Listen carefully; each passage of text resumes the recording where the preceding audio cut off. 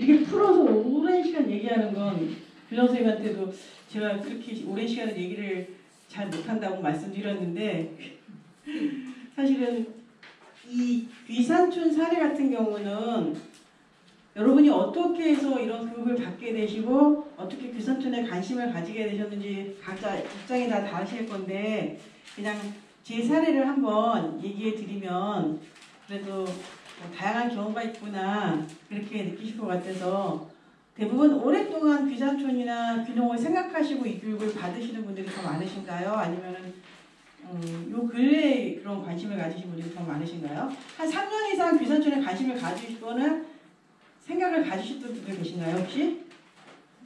네, 있으시네요. 네, 그래서 그러면 일단 시작을 해보도록 하겠습니다.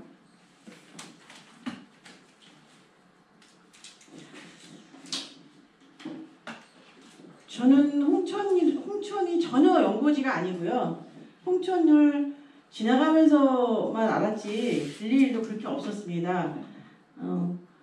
일 때문에 속초에 산 적은 있었는데 홍천이랑은 전혀 연관은 없었는데 2005년에 남편이 물론 저도 제가 무슨 일을 했는지 도시에서 무슨 일을 했는지 저는 직장을 다니다가 결혼을 하고 여성 창업 지원으로 해서 교육 콘텐츠 만드는 창업을 했었어요. 그래서 초, 중, 고생, 유치원생까지 그때는 인터넷 온라인 수업이 없었는데 온라인 수업 교재를 만드는 일을 창업을 했었고요. 그리고 어린이집을 운영했습니다. 어린이집을 운영하다가 어린이집이 처음에는 아이들한테 좋은 영향을 주고 아이들 돌봐주는 일이니까 가족들이나 지역에서 고마운 존재였어요. 고마운 존재. 근데 요즘에 민심이 이상해지면서 지탄의 대상이 됐죠. 여러 가지 사례를 통해서 악에 축인 것처럼 작은 일만 있어도 많은 곳에서 지탄과 지지를 받으면서 작은 사고만 있어도 엄청 여러 곳에서 지도전공을 오는 거예요. 경찰서, 소방서, 지자체, 그 다음에 평가인증국, 보건복지부 맨날 감시받고 CCTV 아래 살아야 되고 그 다음에 선생님들이 사실은 물론 매스컴에 나온 나쁜 선생님들도 있지만 진짜 최선을 다하시는 선생님인데 사소한 일로 막 학부모님들이 몰려와가지고 막 항의하시고 막 그런 거에서 되게 회의적으로 살고 있었어요. 근데 홍천 먼저 말씀드리면 아까 말씀드린 것처럼 2005년에 IMF 이후에 퇴직금 중간 정산하는 사회적으로 그런 시기가 있었습니다. 남편이 퇴직금 중간 정산을 하면서 그 돈을 가지고 있으면 없어질 돈이니까 땅을 사고 싶어 했는데 중앙일보에 요만한 쫓기사로 홍천에 땅 팝니다. 그런 게 있었어요. 그래서 그거 찾아서 왔다가 사실은 그거 미끼이고 그게 아니고 홍천읍에 왔는데 부동산이 한 10군데를 보여주더라고요. 10군데를 보여주는데 그중에 결국 그거를 보러 갔더니 이 신문에 나온 거는 어딨나요? 그랬더니 저기 내면 서서 꼭대기에 조그만 곳이더라고요. 네, 미끼 한 10군데를 보고 최종적으로 그 신문에 나온 곳을 보고 그걸 신문에 나온 것도 아니다 싶어서 돌아오려고 그러는데 그 밑에 지역에 부동산이 기존에 있는 주민들의 작은 산지를 사가지고 이렇게 1000평씩 나눠서 파는 게 있어서 그걸 구입하게 됐어요. 300평 쫓기 사보고 왔는데 그냥 무작정 땅 보러 왔다가 홍천을 알게 됐고요. 홍천 내면에 하배자라는 오이밭이 있었습니다. 여기고요. 이때는 오이밭을 산 밑에 밭만 있었고 오이밭하고 하우스가 있었어요. 그리고 사놓고서는 잊어버리고 살았습니다. 그러다가 2008년에 아이들이 어렸어요. 그리고 저희가 캠핑을 좋아했기 때문에 어차피 캠핑을 갈 거면 아이들이랑 같이 우리가 사는 거기 한번 가보자. 그래가지고 이렇게 텐트를 가지고 맨날 진흙밭에 오니까 너무 힘들어서 컨테이너를 하나 갖다 놨어요. 그래가지고 여기를 왔다 갔다 하게 되는데 저게 되게 활동적인 가족이라서 주말마다 다른 곳에 갔는데 이렇게 되니까 매주 여기만 오는 거예요. 애들이 엄청 싫어했습니다. 다른 곳에 여러 가지 체험을 했었는데 맨날 밭에 오게 되면 일을 하게 되니까. 그런 와중에도 아이들이 할 수 있는 일을 찾아서 하더라고요. 저희가 뭘 하면 도와주고. 그래가지고 홍천이랑 인연을 맺게 됐고요. 이때 귀산촌은 저한테 되게 먼 얘기였어요. 그래서 저희가 사림 텃밭을 생각한 게 사림 모델로 이렇게 조그만 터전과 텃밭만 있으면 사람들이 산촌에 관심을 갖게 되는구나. 그래서 아이들이랑 같이 올 수 있구나. 그래서 저희가 사림청에서 사림 다차, 사림 텃밭 그런 사업 모델을 만들어보자 해서 시범적으로 아까 하고 있다고 말씀드린 것처럼 이렇게 산촌이랑 인연을 만들어보자. 도시부인들한테 그렇게 해서 시작하게 됐고요. 이때는 그냥 놀러 오는 곳이었지 이곳에 살이라고는 생각 안 했고요. 내면은 엄청 추웠습니다. 2008년만 해도 10월에 와도 얼어 죽을 것 같이 추워가지고 여기서 살 곳이 못 된다고 생각할 정도로 굉장히 추웠고요. 이렇게 조그만 컨테이너 가지고 왔다 갔다 하면서 아이들이랑 인연을 맺었고요. 여기가 맞은편 산이고 여기가 밭인데 여기는 지역 그 앞에 계신 분이 배추 농사를 짓고 계셨고요. 저희는 이 가치를 감당할 수 없었기 때문에 앞에 요만치 텃밭 요만치만 아이들이랑 같이 하는 걸로 해서 이렇게 집태 요만치만 텃밭으로 했습니다. 이것도 제때 못 와가지고 다 망가지더라고요. 진짜 매일매일 보고 매일매일 해야 되는데 일주일에 한 번, 2주일에 한 번, 한 달에 한 번 오면 작물 심어놓은 게 다 풀밭되고 그래서 처음에 1, 2년만 열심히 했습니다. 근데 이게 세월이 가니까 점점 예뻐지는 거예요. 땅이 너무 질퍽해서 이렇게 자갈도 깔고 또 아이들이 크면서 그 꼬매가 이렇게 컸잖아요. 한판도 만들고 텐트는 아직 있지만 이렇게 여기를 자주 오면서 정이 든다는 그리고 여기에 되게 의외로 만족감이 여기 와서 내가 뭔가 치유받는다는 느낌 일하면서 되게 스트레스 받고 주말에 스트레스 받았는데 주말에 와보면 주중에 스트레스 받는 일을 하고 주중에 왔다만 갔는데도 뭔가 새로운 에너지를 받아가는 느낌 그런 느낌이 그때는 몰랐어요. 그냥 의무적으로 와야 되는 걸로 생각하고 뭔가를 해야 되는데 지나고 보니까 아니면 작년에 귀산촌 교육을 받으면서 보니까 아 이게 에너지구나 그런 생각이 들었어요. 그리고 이게 도시민들한테 필요한 공간이 될 수 있구나 그런 생각이 들었습니다. 그리고 지금도 아이들이 그 얘기를 하는 거 보면 아 그때 시간이 2012년도까지도 귀산촌은 먼 얘기였습니다. 그냥 왔다 갔다 하는 곳이 내가 이곳에 와서 살아야 돼? 아니면은 뭐 그런 생각을 해본 적이 없고요. 그냥 도시에 살면서 주말에 왔다 가는 곳 아니면 관광차 왔다 가는 곳 그 정도로 생각했습니다. 2013년도에는 이게 환경이 좋고 친구들이 오는 거예요.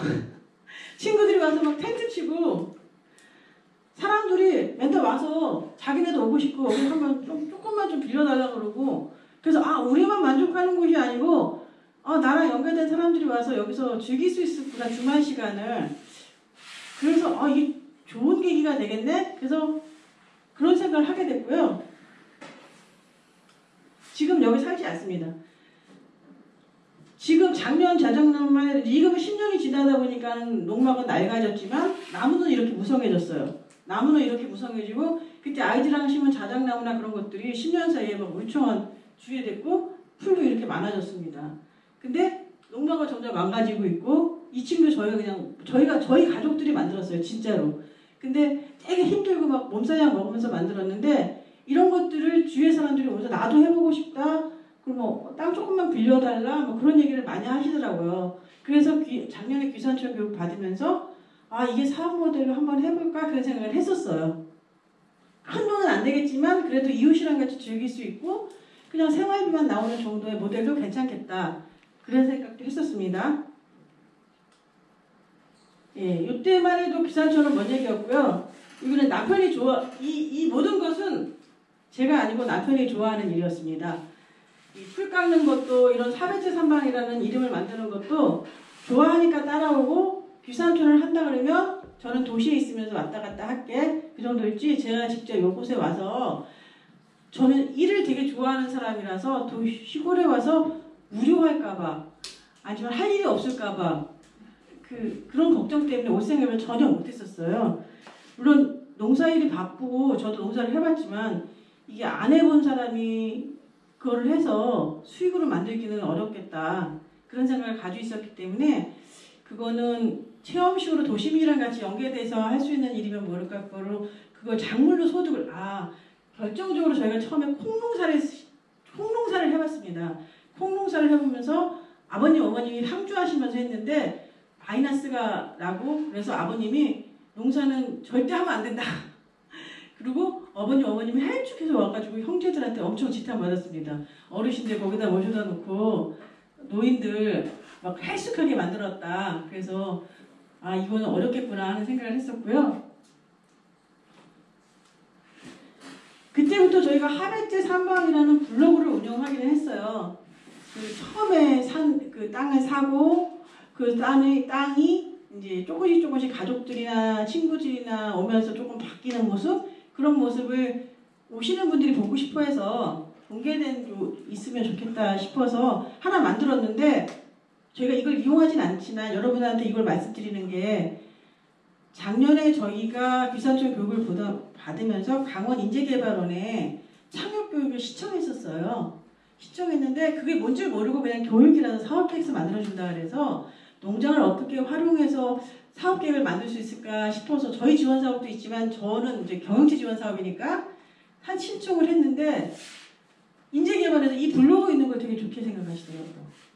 이게 되게 자원이라고 얘기하시면서 나중에 저희가 이제 시간이 안 맞아서 포기했는데 거기에 선정이 되면 1,000만 원은 지원금을 준대요. 근데 이 블로그 있는 그래서 여러분이 뭘 하시든 간에 블로그나 카페나 SNS 활동은 꼭 마케팅이랑 연결되지 않아도 지자체에서 볼 때는 이분들이 준비하고 있는 과정이라고 생각하시는 것 같아요. 심사 기준에서 와서 보시고서는 블로그를 보시고서는 저희는 그냥 같이 오는 분들이 사진 보고 싶어하고 뭐 그래서 했는데 구입도부터 단계별로 이렇게 있는 거에 대해서 되게 좋은 평가를 주셨어요. 그래서 저희가 그 농장을 쓰지 않을 거기 때문에 다른 분한테 그 자금은 드려야 될 것 같아서 저희는 포기했거든요. 쓰지도 않을 거면서 받으면 안 될 것 같아서 근데 이런 부분들은 준비해 놓으시면 되게 좋을 것 같아서 말씀드렸고요. 그런 의도로 만든 건 아니지만 되게 좋은 평가를 받는 블로그였고요. 저는 이제 제가 귀산촌 하게 된 첫 번째 사례는 2018년 여름에 남편이 워낙 귀산촌에 관심이 있어서 시니어 산촌학교라고 생명의 숲에서 하는 도시에서 하는 학교가 있습니다. 거기에 먼저 교육을 받고 저도 한번 받았으면 좋겠다. 도움이 많이 된다. 그러길래 교육받는 거 싫어하지 않으니까 시니어 산촌학교를 교육을 받게 됐고 여기에서 계기가 됐습니다. 제가 19년도, 18년도에 시니어 산촌학교가 생각보다 지원율이 되게 경쟁률이 높아요. 점점 갈수록. 도시에서 하는 산촌학교 교육이니까. 그리고 생명의 숲에서 운영하고 여기서는 어떻게 생각하냐면 여태까지의 기초는 와서 농사를 짓거나 농사 기반 일을 하는 것 그렇게 생각했는데 여기서는 반농반엑스라 그래서 여러분이 도시에서 하시는 일을 산촌이나 농촌이나 연계하는 삶을 살 수 있습니다. 그 얘기를 해주시더라고요. 저는 그 개념을 여기서 처음 들었습니다. 오면은 무조건 농사 기반의 일을 해야 되는 것이 귀산촌이라고 생각을 하고 있었고요. 반농반엑스라는 거에 대해서 그리고 꼭 도시와 이전을 끊지 않고 왔다 갔다 하면서 연계해서 활동할 수 있는 방법도 있다는 사례들을 얘기해주는 계기가 됐어요. 그리고 지금 말씀하신 것처럼 산림자원을 활용한 지원 사업들 아니면 임업 후계자의 역할, 임업 후계자가 받을 수 있는 지원들 그런 얘기를 정보를 주셨는데 그때는 막연하게 산촌이라는 곳이 내가 생각하는 거랑은 다르구나. 산촌이 가능성이 있을 수도 있겠구나. 재작년에 들었습니다. 이 교육에 처음 가서. 남편이 전략적으로 이 교육을 받으라고 했는지 모르겠지만 3년 전에 받은 남편은 그냥 있고 저는 이걸 딱 받은과 동시에 산촌으로 방향을 제 나이가 있으니까 더 나이가 들어서 도시에서 아무 일도 못할 바에는 지금 산촌으로 틀어야 되겠다. 어차피 틀을 거면 홍천이 기반이 있으니까 홍천 지역이 좋겠다. 그런 생각을 딱 들었어요. 그래서 기존에 하고 있던 어린이집을 접을 생각을 언젠가는 아이들이 없어질 거고 끝에 끝에 가서 물리듯이 접히느니 때가 됐을 때 접자는 생각을 하고요. 바로 정리를 할 생각을 했습니다. 이 교육 받고 바로요. 그 다음에 연계된 게 신여 삼촌학교를 받으면서 그때 제가 한국임업진흥원이라는 얘기도 그때 처음 들었어요. 임업진흥원, 산림복지진흥원, 임업 후계자 그런 교육이 있다고 들었고요. 임업 후계자 교육을 그때 도시민도 받을 수 있다 그래서 강릉교육원에 가가지고 일주일짜리 임업 후계자 교육을 받았습니다. 그때는 꼭 농업지원금 말고 삼촌지원금은 더 이율은 같지만 대출 금액이 더 받기가 편하더라고요. 그래서 기회가 되시면 구체적으로 받아오실 텐데 그런 모든 정보들이 저한테 되게 도움이 됐어요. 그래서 일단 임업후계자 교육을 받기로 마음을 먹고 강릉에 있는 데다 신청을 했는데 너무 경쟁자들이 너무 많아요. 이런 정보들이 벌써 아는 사람들 다 알아가지고 너무 경쟁들이 많더라고요. 그래서 저는 그때까지 일을 하고 있기 때문에 겨울방학 때 일주일 동안 받는 걸로 해서 지원을 해서 받았고 지금은 이제 임업후계자로 등록을 했어요. 등록을 했고요. 그때 받은 정보가 그 임업후계자 교육, 그 다음에 한국임업진흥원이라는 얘기 그때 처음 들었죠. 그 다음에 이제 산림복지 신여 삼촌학교 과제에 임업이랑 관련된 기관에서 하는 자료들, 공모사업들, 아니면 지원사업들 그런 거를 과제로 내게 돼 있었어요. 과제를 검색하는 중간에 산림복지진흥원에 산림관광 콘텐츠 민간공모사업 선정 공모가 딱 떴더라고요. 근데 이 자격이 귀산촌인이 아니라도 되는 거예요. 근데 저희가 홍천에 자원이 있었으니까 준비하고 있는 사람도 된다고 그러더라고요. 근데 한 번 관광객들을 시범 공모사업을 해주는데 500만 원을 줄 테니까 500만 원으로 도시민과 연계해서 관광 공모사업을 한번 해봐라.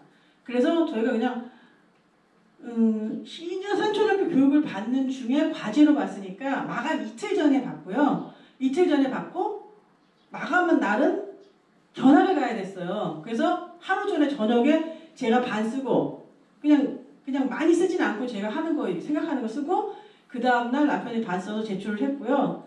그 신여 삼촌학교 하는 중간에 이게 선정이 됐어요. 졸업하기 전에. 그래서 2018년에 1회, 2019년에 2회 여기 요분들 모시고 홍천강 일대를 같이 관광하는 프로그램을 진행했습니다. 이제 요걸 진행하기 위해서 홍천 구석구석을 다녔겠죠.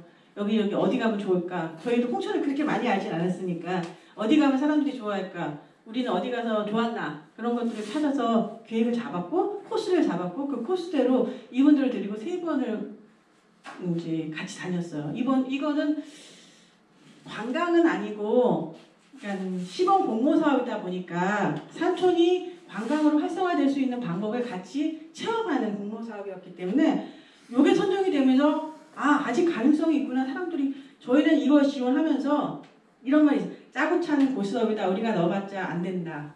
우리는 아무것도 모르지 않느냐. 그 사람들이 알아서 하지 뭐 우리 전혀 경험도 없는 사람들이 넣어봤자 되겠느냐. 그랬어요. 근데 그냥 안 돼도 한번 넣어보지 뭐. 우리 지역 아는데 찾아서 캡처해가지고 이렇게 하겠다 저렇게 하겠다 해서 넣어보자. 근데 그때는 지금은 3년차는 지금은 기업이 달려들어서 못하는데 그때는 뭐든지 처음 할 때가 중요한 것 같아요. 그때는 되더라고요. 그때는 돼가지고 이제 된 팀들이 아마추어다 보니까 진행을 어렵게 하신 팀도 있는데 저희는 그래도 어린이집에서 숲해설을 하고 아이들 숲학교를 운영을 했기 때문에 그런 게 좀 도움이 돼서 그래서 됐고요. 이 과정을 통해서 좀 자신감이 붙었던 것 같아요. 아직은 가능성이 있구나. 아직 산촌은 가능성이 있구나.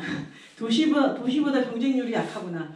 그런 생각을 조금 했고요. 자, 사람들 같이 친구처럼 달고 다니면서 여기저기 보여주고 이분들도 그냥 무료로 하거든요. 그냥 무료로 공모사업으로 다 도움이 되기 때문에 1박 2일 무료 프로그램 같이 다녔어요. 친구들이랑 다니는 것처럼. 그 다음에 한국임업진흥원 창업의 숲이요. 그 다음에 그것도 이제 신여 삼촌학교에서 들은 건데 여러분들처럼 이 생소한 거 처음 듣는 것처럼 저도 그때 처음 들었어요. 그 검색 과정에서 한국임업진흥에서 산림자원으로 창업을 하고 싶어하는 분들을 통해서 교육을 해주는 창업의 숲이라는 교육이 공고가 났었어요. 여기에 임산물 과정하고 산림복지 과정 교육을 들었습니다. 요거는 이제 짧은 시간에 교육을 해주는 건데 여기는 그냥 컨설턴트랑 자기가 생각하는 것들을 계획서로 만들 수 있도록 여기도 사업계획서 만드는 방법을 가르쳐주는 교육이에요. 자기가 생각하는 거를 페이퍼로 만들 수 있도록 같이 도와주는 교육인데 이 과정을 통해서 아까 그 홍보 영상 있죠. 브루 매니저 홍보 영상. 이 교육 과정에서 홍보 영상을 틀어주더라고요. 이렇게 교육을 갔는데 한국임업진흥원이라는 데도 모르고 대전입니다. 대전에서 교육을 했어요. 본사는 저기 강북 저기 있는데 여기는 대전 산림일자리 발전에서 하니까 대전까지 가서 교육을 받는데 홍보 영상을 계속 틀어주는 거예요. 오픈하기 전에. 근데 제가 생각하기에 아무 경험도 없고 산림일자리 발전소도 모르지만 한번 해보면 재밌겠다. 근데 그때는 구로 매니저는 지역 기반이 있어야 되기 때문에 구로 경영체가 됐으면 좋겠다. 그런 생각으로 관심을 갖게 됐고요. 이 창업의 숲도 여러분이 관심 가지면 좋은 게 여기도 법인화 등록 과정을 지원해 줍니다. 그래서 이거 좀 찾아보시면 내가 뭔가를 하고 싶을 때 다양한 지원 방법이 있어요. 그래서 저는 이렇게 연결이 돼서 창업이라는 걸 하게 그룹 매니저를 하게 됐고요. 여기 보시면 컨설팅 창업 비용 후속 지원 제공합니다. 돼 있잖아요. 그래서 여기 또 관심 가지시면 공모가 나올 거예요. 분야별로 있습니다. 인삼물도 있고 산림복지도 있고 뭐 버섯도 있고 목재도 있고 다양한 방법이 있고 보통 4일, 2박 3일, 1박 2일씩 2번 하는 경우도 있고 매일매일 당일로 일주일에 한 번 하는 경우도 있기 때문에 이것도 교육이 도움이 되실 거고요. 그래서 이제 소위를 접고 홍천으로 오려고 마음 먹어서 홍천 체류형 귀농센터에 신청서를 냈습니다. 어차피 정리하고 오려면 뭔가 준비를 해야 되는데 그냥 막 다짜고짜 오기 전에 여기에 들어가서 한번 교육을 받으면서 한번 해보자. 그래서 18년에 여름에 신여 산촌학교 교육받고 산림복지진흥원 그거 진행하고 그 다음에 창업에서 교육받고 내년에 이제 19년에 여기 들어가려고 신청서 냈어요. 그래서 들어오게 됐고요. 이때 이 귀농센터에 들어오면서 제가 처음 느낀 건 오리엔테이션에 왔는데 엄청 연배가 많으신 분들, 은퇴자 하신 분들이 굉장히 많으시더라고요. 그리고 얼굴이 다 여기 되게 젊으신 분들이 많으신 건데 저희 때는 되게 연세가 있으신 분들이 많으셨어요. 그래서 그것도 숙박 합숙이잖아요. 주 2회 합숙하고 화요일, 수요일은 교육하고 종일 교육하고 나머지는 집에 갔다 와도 되는데 오리엔테이션 왔는데 다 얼굴이 굳어 계시더라고요. 저는 어린이집에서 일해서 그런지 되게 사람들이 밝은 표정만 막 보다가 다 무표정하고 말 걸어도 대답도 잘 안 하시고 그래서 이런 곳에서 내가 살 수 있을까 생각해가지고 약간 그리고 그때가 2월인가 3월에 왔는데 시골에 사람을 한 번도 못 본 거예요. 오는 동안 내는 동안 아무도 없는 거예요. 그래서 이렇게 적막한 곳에서 어떻게 살 수 있을까 내가 괜히 시작했나 그런 두려움 사실이 많았습니다. 그리고 내가 여기서 뭘 할 수 있을까 처음에 이제 계획하는 건 그룹 경영체로 여성 농민의 언니의 텃밭이라는 그룹 꾸러미 사업을 여자 농민들하고 한번 해볼까? 저는 농사를 잘 못하니까 저는 유통 과정을 할 수 있는 일을 해볼까? 아니면 저렇게 체류형 작은 텃밭이라고 해서 지인들이랑 와서 같이 지내는 우리 거를 나눠서 그런 구상을 하고 왔어요. 그런 일을 해봐야 되겠다. 그리고 그룹 경영체로 연결돼서 해봐야 되겠다. 그렇게 해서 왔기 때문에 아무도 사람이 없고 막 사람들은 너무 무뚝뚝하고 그래서 약간 두려워가지고 진짜 잘할 수 있을까 걱정됐습니다. 근데 여기 와서 느낀 거는 그 전에 귀산촌은 마을에서 멀리 떨어져서 좀 호젓한 곳에 조용히 사는 귀산촌이었고 여기 와서는 이 8개월 교육과정을 통해서 마을로 들어가야 되겠다는 생각이 들었습니다. 그 다음에 공동체 생활을 해본 적이 없어서 그렇게 이 두려움이 되게 많았는데 8개월 동안 이 공동체의 가능성 엄청 크게 느꼈습니다. 진짜 연배도 다 다르고 그 다음에 환경도 다 다르고 과거도 다 다르고 그냥 귀사촌이라는 느낌 하나로 모이신 분들이고 처음에 이미지 되게 딱딱하고 막 말수도 별로 없으시고 그런 분들이 가족 같아졌어요. 지금은 가족 같아졌고요. 예, 5, 60대, 70대도 있으셨어요. 5, 60대, 70대들이 중고등학교 학창시절처럼 돌아온 8개월이라서 이분들이 이렇게 학창시절처럼 지낼 수 있다는 걸 되게 놀랐습니다. 그래서 공동체라는 것이 아직 살았구나. 이게 가능하구나. 그런 거를 여기서 느꼈습니다. 많이 느꼈고요. 보시면 알겠지만 지금 저희가 홍천 체류형 3기고요. 저희 수료생들입니다. 지금은 이분들이 공동 텃밭을, 그러니까 한 교육생 중에 한 분이 저희처럼 터전이 있는데 농사도 못하고 다른 사람한테 맡겼던 땅들 있죠. 그런 땅들을 그냥 저희가 같이 모여서 농사를 짓습니다. 이게 그 1000평 옥수수 심었고요. 서울에 있는 분들도 와서 같이 농사 짓고요. 물론 뭐 이 과정에서 기계 빌려서 쓸 줄 몰라가지고 옆에 꼬꾸라 놓고 또 그거 못해가지고 손으로 다 비닐 맞고 막 난리치고 비 온 뒤에 못 심어서 비 온 뒤에 이거 옥수수 심으면 이거 흙이 안 덮어지더라고요. 또 따라다니면서 흙으로 덮고 완전 진짜 왕고생 했지만 이게 할 수 있다는 자신감이 생기는 그렇게 보내고 있고요. 지금 보시면 저희 정착률이 되게 높아요. 제가 살고 있는 서석이라는 동네에 8명이 모여있고 화천면에 4명, 호천읍에 3명, 남면에 1명, 서면에 1명 그다음에 기태 지역에 이렇게 있습니다. 그래가지고 지금 수료생 27가구 33명 중에 19가구 24명이 귀농 귀촌했어요. 그러면 거의 70%더라고요. 이게 가능한 게 사실은 제가 보기에는 공동체 단합력 때문에 가능한 것 같아요. 8개월 동안 어떻게 지내느냐에 따라서 처음에 수료하고 서울로 갔던 분들도 저희가 여기서 같이 모이고 같이 활동한다고 계속 올리니까 다시 인근으로 오셔서 터를 잡는 분들도 3-4분씩 계시고요. 이 속에 섞여 있으면 좀 더 낫겠다. 노후가 아니면은 농촌 생활이 좀 좋겠다. 그런 생각을 가지고 계신 것 같아요.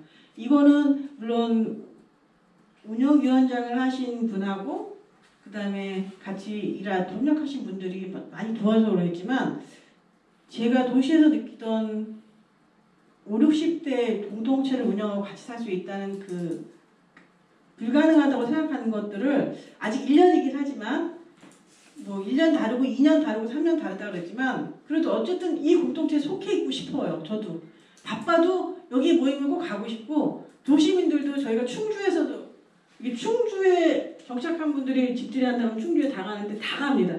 근데 어떻게 오셨어요? 그러면 빠지면 토해될 것 같아서 왔다고 그렇게 얘기하시는 것처럼 그렇게 그 5명이든 6명이든 7명이든 그 공동체가 어떤 좋은 팀이냐에 따라서 저희처럼 좀 연배가 있는 분들의 삶이 좀 달라지는 것 같은 생각이 들었어요. 물론 청년들도 그러겠지만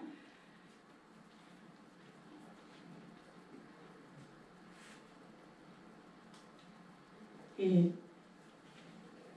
그룹 매니저를 새로운 직업으로 시작했을 때 제가 사실은 전혀 살림에 관심도 없고 문외한에다가 저는 그냥 교육학하고 경영학을 전공했는데요. 50대 중반이고 살림 경력이 전혀 없었습니다. 그래서 처음에 지원할 때 면접을 볼 때 홍천에 사느냐 그랬더니 귀농센터에 있습니다 말씀드렸어요. 귀농센터에 3월에 들어갈 예정입니다. 그러면 당신은 인적 자원이 하나도 없는데 홍천에 어떻게 그룹 경영체를 모집할래? 그 귀농센터에서 시작하겠습니다. 거기 오시는 강사분, 거기에 모인 사람들, 그 주민들 그렇게 해서 한번 인연을 만들어 보겠습니다. 그게 가능하게 되냐? 저희가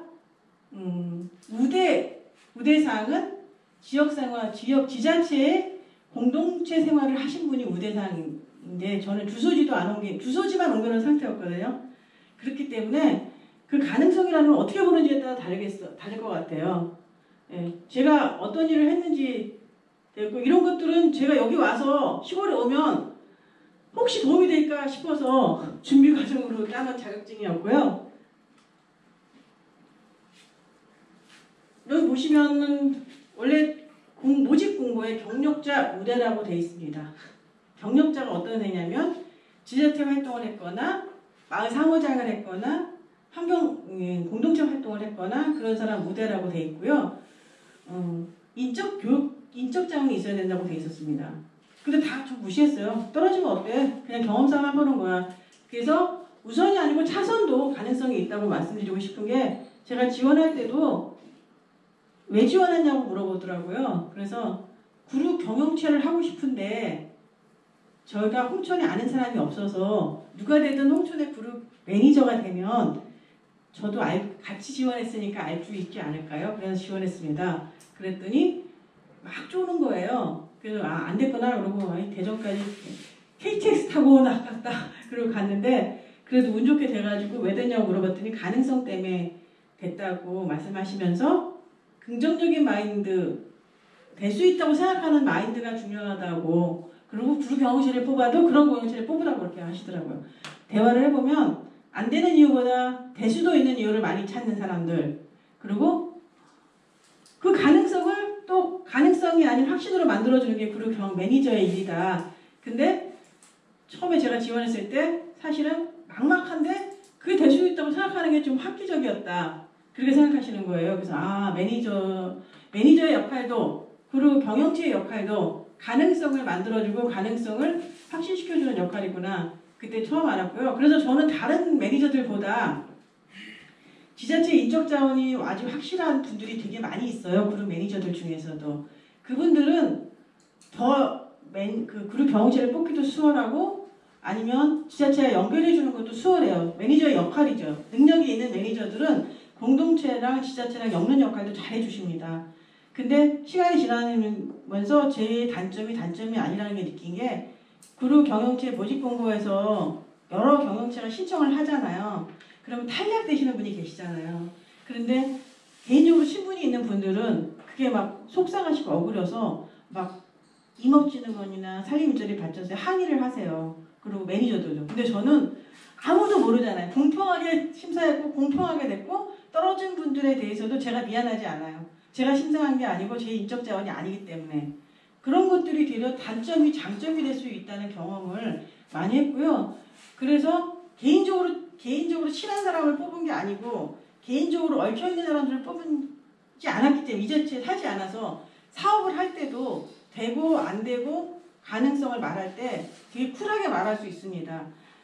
이렇게 안 된다고 하면 미안해 그런 사례가 없고요. 저희는 처음부터 할 때 제 사업이 아니고 우리 경영체의 사업입니다. 저는 그냥 파트너고 지지자입니다. 그래서 처음부터 회비를 모아서 운영비를 쓰십시오. 그렇게 말씀을 드렸는데 거기에 속상해하거나 노여워하시는 분이 없었어요. 근데 저희가 한 달에 한 번 그룹 매니저를 모여서 역량 강화 교육을 하면서 각 지자체별로 어떻게 진행되고 있는지 경영체 분위기는 어떤지 뭐 그런 것들을 논의하는데 그런 인적으로 맡긴 것 때문에 힘들어하는 매니저들이 많이 계시더라고요. 같이 모이면 뭐 여러 가지로 서운한 일에 대해서 개인적으로 아는 사이이기 때문에 안 되는 거에 대해서 타당한 이유를 대는데도 친분으로 해달라 막 그런 경우가 있어서 그런 게 어렵다고 애로사항이라고 얘기를 들은 거 보면서 내가 생각한 단점이 아닐 수도 있구나. 물론 경영체한테 좋은 조건으로 지자체와 연결되는 영역은 아직 없습니다. 근데 능력 있는 이제 지역에서 어느 정도 터반이 있으신 매니저들은 필요한 부분을 이렇게 매칭해 주세요. 구청이랑. 근데 저는 아직 그런 영향은 없지만 그게 다 단점이라고 하기는 어렵다는 거죠. 그래서 여러분한테도 그런 기회가 제공된다면 꼭 최선을 생각하고 지원하지 않고 차선을 생각하고 지원하는 것도 좋은 사례라고 볼 수 있습니다. 예, 지금 말씀드린 것처럼 처음에는 선물이었는데 그룹 매니저가 선물이었는데 여러분을 1년 안에 홍천 구석구석을 다니면서 여러분들을 만나고 다녔잖아요. 엄청난 인적 자원이 쌓였습니다. 근데 2차 년도가 돼서 그분이 수익이랑 연결돼야 되니까 아까 말한 것처럼 지자체와 연결이 있는 매니저들은 공동체랑 연결해서 수익으로 연결될 수 있게 하시는데 저는 그게 좀 약해서 부담이 되는 경우도 있었어요. 좀 좋은 기회를 만들어주고 싶은데 내가 영향이 약하구나. 좋은 매니저였으면 이런 기회를 만들어줄 수 있을 텐데 그런 부담이 되는 경우도 있었는데 그래도 뛰다 보니까 길이 생기더라고요. 긍정적인 생각이 되게 중요한 것 같아요. 그래서 지금은 어떠냐면 지금은 그래도 참 잘 왔다는 안도감이 듭니다. 도시에서 50대, 60대의 삶은 지금처럼 역동적이지 않을 거라는 생각이 들어요. 그래서 물론 그룹 매니저의 영향은 굉장히 많이 달라요. 농사만 짓다가 오신 분도 계세요. 마을 이장 하시던 분도 계시고 아니면 올해 대학 졸업한 청년도 있습니다. 그렇기 때문에 그게 기준이 없는 것 같아요. 가능성을 보고 뽑는 거기 때문에 올해 졸업해서 사회생활 전혀 안 한 친구도 그룹 매니저가 됐습니다. 그분들은 비슷한 영향이 있는 사람들이 창업할 수 있도록 도와주는 역할이죠. 그룹 매니저가 역량을 강화해야지 그분들을 도와줄 수 있기 때문에 계속 지속적으로 도움을 받고 있고요. 앞으로 아까 교장선생님하고 말한 것처럼 꼭 그룹 경영체가 성공하지 않더라도 그 구성원들이 그래도 뭔가 자질을 가지고 다양한 방면으로 앞서 나가는 사람들이 될 수 있다는 확신이 있기 때문에 그것만 믿고 잘 왔다는 안도감으로 생활하고 있습니다. 네, 여기서 마치도록 하겠습니다. 감사합니다.